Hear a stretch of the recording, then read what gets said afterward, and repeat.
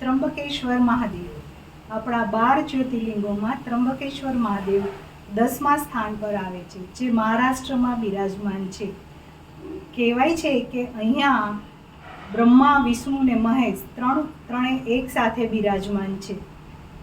ત્રંબકેશ્વર જ્યોતિર્લિંગ એક બ્રહ્મા, વિષ્ણુ અને મહેશ ત્રણેયનું સંગમ સ્થાન છે અને અહીંયા માં ગંગા ગોદાવરીના નામથી વહી રહી છે.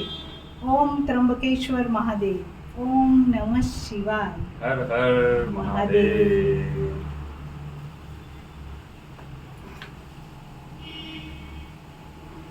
ત્રંબકેશ્વર મહાદેવ. ગૌતમી નદી શિવલિંગની નીચેથી વહે છે અને એના પાણીથી આ શિવલિંગનો અંદર પાણી ભરાયેલું જ રહે છે અને શિવલિંગ એમાં ડૂબેલા જ રહે છે.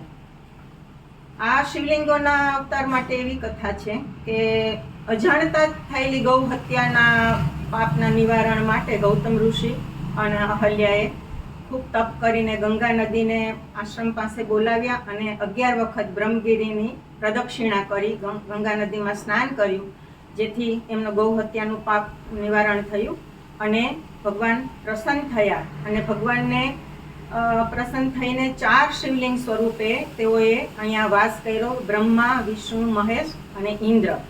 પણ ઇન્દ્રના અહલ્યાજીને છેતરવાના કામથી ક્રોધે ભરાઈને ભગવાને એને શિવલિંગના 4માંથી એમને બાદ કર્યા. અને અત્યારે જુઓ તો 3 શિવલિંગ છે અને એક ખાડો છે. એ ખાડો છે એ જગ્યા ઇન્દ્રની હતી, પણ ઇન્દ્રને ત્યાંથી નિષ્કાસિત કરવામાં આવ્યા. આ પ્રમાણે ત્રંબકેશ્વર મહાદેવની ઉત્પત્તિ છે. હર હર મહાદેવ. હર હર મહાદેવ.